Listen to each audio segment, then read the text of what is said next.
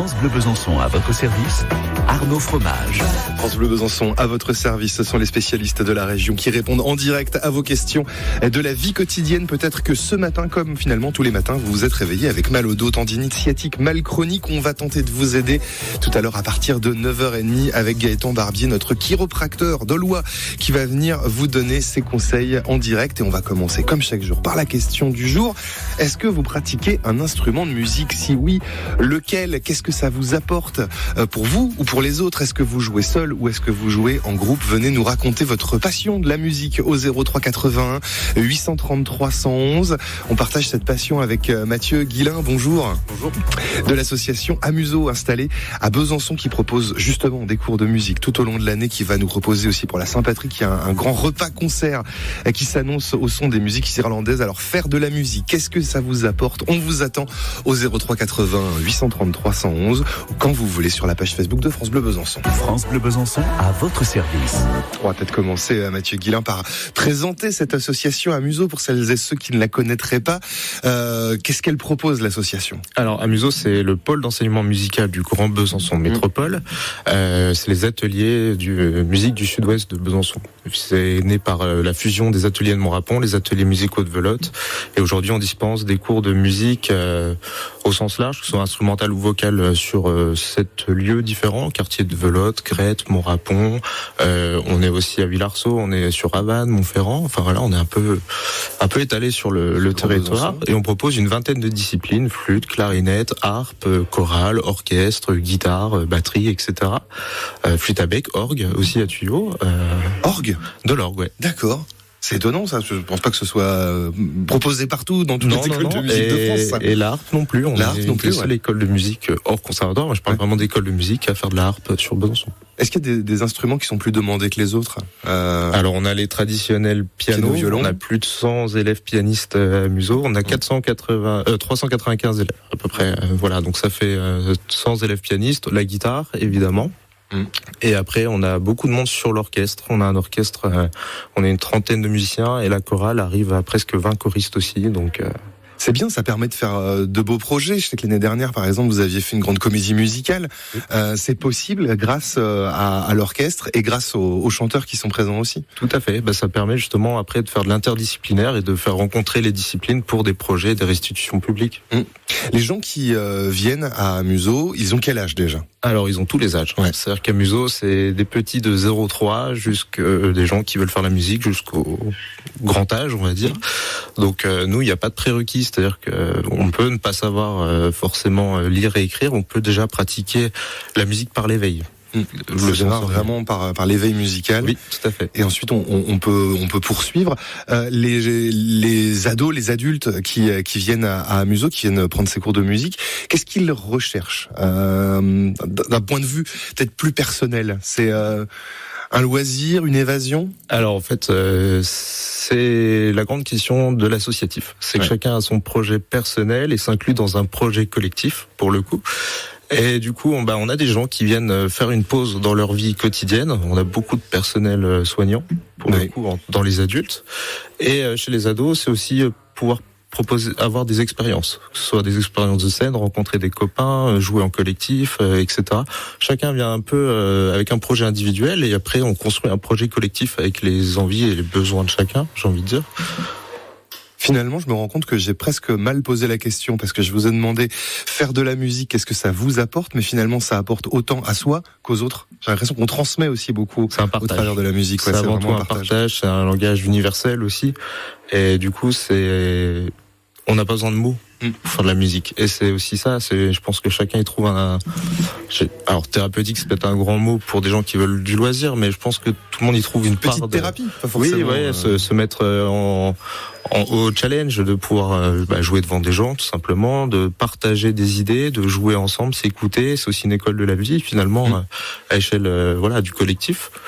Donc France Bleu Besançon, à votre service. On s'intéresse ce matin aux bienfaits de la musique. Qu'est-ce que ça vous apporte de jouer de la musique? Vous pouvez nous appeler au 03 81 833 111 pour témoigner, pour répondre à ces témoignages et pour les recueillir ce matin avec nous en studio. C'est Mathieu Guillain de l'association Amuso à Besançon qui propose des cours de tous les types d'instruments finalement. On l'a évoqué.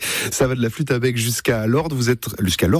Vous êtes nombreux à nous laisser des messages sur la page Facebook de France Bleu Besançon. On va commencer par Estelle. Alors je ne sais pas si elle nous écoute, Estelle, ou si elle est au travail déjà, si elle peut nous appeler, parce que je trouve que c'est très joli ce qu'elle nous a laissé. Elle nous dit: je joue du piano à l'hôpital Mingeot pour les patients et avec le paramédical, et tout le monde est content parce que ça apporte du bonheur et de la joie quand c'est pas évident d'être hospitalisé. On parlait de petites thérapies personnelles, que ce soit grave ou pas grave. Il y a vraiment tout ça dans la musique, Mathieu. Oui, tout à fait. Oui, effectivement. Toujours sur ce que ça nous apporte, il y a Philippe qui nous dit que ça aide à la concentration, à l'attention sur la partition, parce qu'il faut la tenir, il y a des notes à jouer, on est obligé de se concentrer pour faire les choses bien. Ça, peut-être que quand vous recevez des adolescents, des préados, ou des plus jeunes, quand on est un petit peu foufou, ça aide à se concentrer aussi. Ça permet de canaliser, effectivement. Et une partition et un musicien, c'est travailler plusieurs sens en même temps. On lit, on joue, on écoute ce qu'on fait personnellement, mais on écoute aussi ce qui se passe autour de nous pour être en raccord avec le groupe ou le collectif. Donc c'est vraiment une gymnastique d'esprit qui se cultive plus petit ou plus grand, mais même adulte, on peut retravailler ça. Et ça fait aussi partie des bienfaits de la musique, justement. D'apprendre comme ça à utiliser plusieurs sens en même temps, c'est un apprentissage, ça j'imagine, qui prend du temps. Plus on est âgé, plus c'est difficile de s'y mettre, peut-être. Alors après, pour chaque public ou âge, nos professeurs aussi adaptent une pédagogie et une méthodologie. Chez les petits, on va travailler beaucoup sur le sensoriel. Je chante, je danse, je saute, je cherche la pulsation. Les adultes sont des mauvais enfants. C'est-à-dire qu'ils veulent déjà réfléchir avant de se laisser tester, expérimenter. Et la complexité de l'adulte, quand il est en apprentissage, c'est qu'il pense ne pas avoir le droit à l'erreur dès le début. Non, la peur de débuter. Voilà, exactement. Alors qu'il faut presque redevenir en enfance. Et je mets les mains sur le piano, par exemple. Je sens déjà c'est un toucher, il est lourd. Là c'est aigu, c'est plus dur. Là c'est plus grave, etc. Ou tiens, une trompette c'est froid, c'est du métal. C'est comment on souffle dedans, etc. Et on va aller trop vite quand on est grand, parce qu'on veut trop intellectualiser les choses. Un petit, vous le mettez debout, il va essayer de marcher, et il va tomber, c'est pas grave, mais il n'a pas la peur de tomber. L'adulte, il va monter sur un vélo, il a peur de tomber avant même de démarrer. Vous ne serez pas Rachmaninoff au premier cours de piano. Exactement, et peut-être même au dernier, mais vous y trouverez peut-être autre chose, peu importe. Parmi les messages que vous nous avez laissés aussi sur la page Facebook de France Bleu Besançon, il y a Jean-Michel qui nous dit que ça lui apporte beaucoup de sérénité, un grand plaisir personnel, ça vide la tête de tous les soucis, ça reste un moment magique. Lui, il joue en amateur de l'accordéon diatonique. L'accordéon, c'est aussi ce que joue Laurmix sur la page Facebook de France Bleu Besançon. Ça l'a aidé, lui, dit-il, tout au long de sa vie, joue de l'accordéon. Il a passé des bons moments de partage aussi avec d'autres musiciens. C'est une vraie richesse de pouvoir partager. France Bleu Besançon à votre service. On s'intéresse aujourd'hui à l'activité musicale. Qu'est-ce que ça vous apporte de jouer de la musique? Appelez-nous 03 80 833 111 pour participer à la conversation qu'on a ce matin avec Mathieu Guillain de l'association Amuso à Besançon qui propose des cours de musique tout au long de l'année. Vous pouvez aussi nous laisser un petit message sur la page Facebook de France Bleu Besançon pour participer à cette grande conversation du matin sur France Bleu Besançon. On a évoqué avant le disque la difficulté qu'ont parfois les adultes à se mettre à accepter de débuter, finalement, à accepter d'être mauvais au début. Finalement, c'est ça. S'il y avait justement un conseil à donner pour se libérer et peut-être commencer un instrument en toute simplicité, j'ai envie de dire. Peut-être revoir les objectifs. Effectivement, il y a l'objectif final, c'est de pouvoir jouer, peut-être même se produire, faire des concerts ou se faire plaisir. Il y a aussi des gens qui jouent pour eux-mêmes, et voilà. Mais avant tout, c'est comprendre les étapes et de laisser aussi une part d'essai. Ce côté échantillon je manipule, je touche, j'essaye, et après on remettra des cadres, des formes. Moi, le premier, j'ai dû réapprendre le violon parce que je suis chef d'orchestre et je suis percussionniste de formation. D'accord. Et quand j'ai pris mes premiers cours de violon, mais je me supportais pas. En fait, c'est tellement très loin de ce que vous faisiez d'ordinaire. Exactement. Puis avec cette notion trop peut-être affûtée déjà de la musique, je supportais pas avoir des choses fausses. Ça sonnait faux à mon oreille. Et il y a même un moment, je regardais ma prof en disant, je vais arrêter, c'est pas possible. Et celle qui m'a dit, non, mais c'est normal, tu recommences un instrument. Et du coup, voilà, c'est normal. C'est normal de progresser à son rythme, de pas se prendre pour ce qu'on n'est pas, et puis peut-être cette notion d'oubli dont on parle depuis le début de l'émission, finalement, se laisser porter par la musique, par les sons qu'on est capable de sortir, et progresser tranquillement à son rythme. Vous l'avez dit, vous avez une deuxième casquette, celle de chef d'orchestre. Votre rôle à vous dans l'accompagnement aussi des musiciens, il commence par où?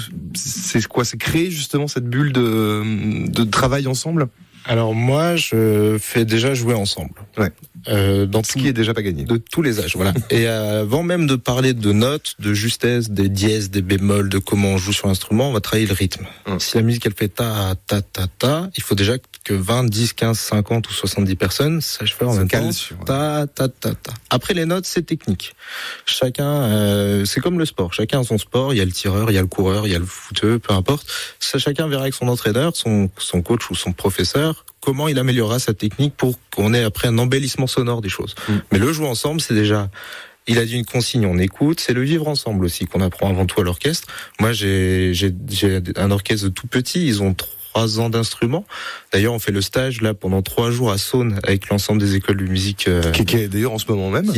Qui a commencé il y a 24 minutes exactement. Vous allez filer juste après l'émission. Et on fait le concert le vendredi soir. Et on va faire ça tout pendant les 3 jours. On va jouer ensemble. Chacun a un niveau différent, une technique différente. Donc déjà, avant tout, on joue ensemble. Et après, effectivement, les répétitions passent. On travaille avec les professeurs. On essaye après d'apporter une vérité sur la partition. Mais voilà, avant tout, le métier du chef d'orchestre, à l'échelle pédagogique, c'est de jouer ensemble.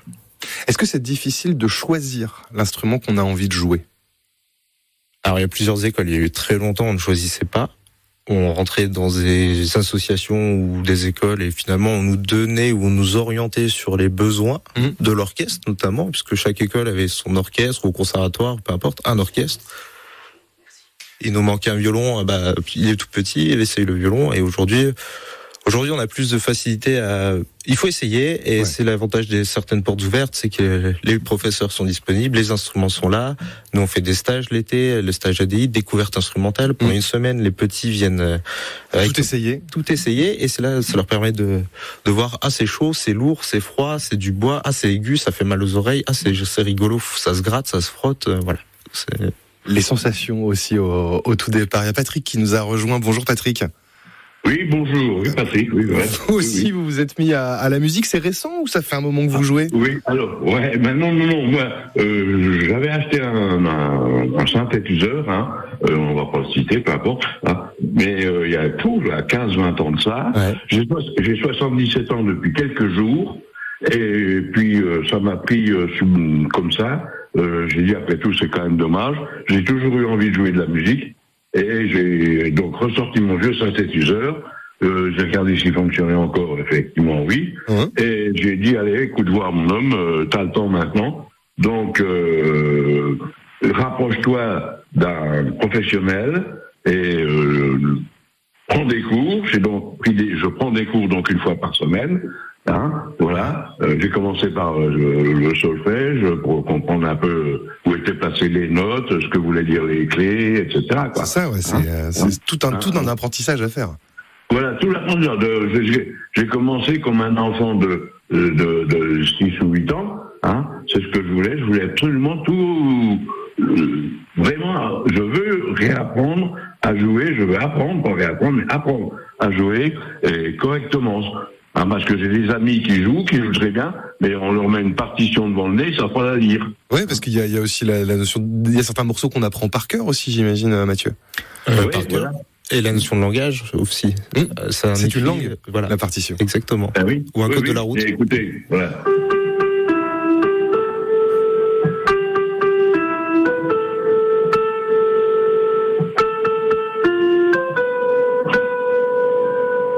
Ça, il n'y a pas besoin de partition. Oui. Bon, mais ça j'ai j'ai pas mis les accords avec, hein. Non, mais en tout cas, c'est génial de voir que que vous y êtes mis. Ça doit pas forcément être facile de s'y mettre à plus de 70 ans. J'imagine qu'il y a des choses qui sont probablement plus difficiles que si vous aviez commencé à 7 ans. Ah bah j'imagine, oui, j'imagine. Mais là, j'en suis au bout de, on va dire, j'ai pris déjà 3 ou 4 leçons, je sais pas exactement. Et bon, bref.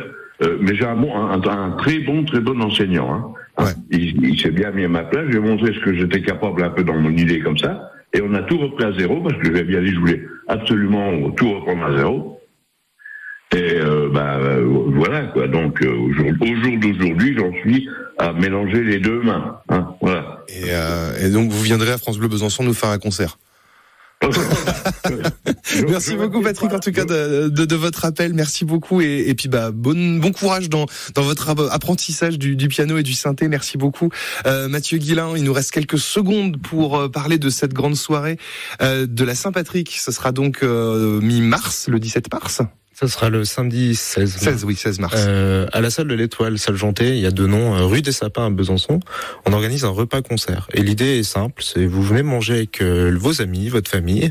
Et en plus, il y a le duo Arietis, duo acoustique, qui vient agrémenter la soirée. Et l'apéritif est joué par nos professeurs. Et vous sera l'occasion de discuter avec les professeurs. Pourquoi pas, si vous avez envie de rejoindre l'association Amuso. C'est sur réservation sur amuso.fr. Voilà, parfait, vous avez tout dit. Merci beaucoup Mathieu Guillain, à très bientôt sur France Bleu.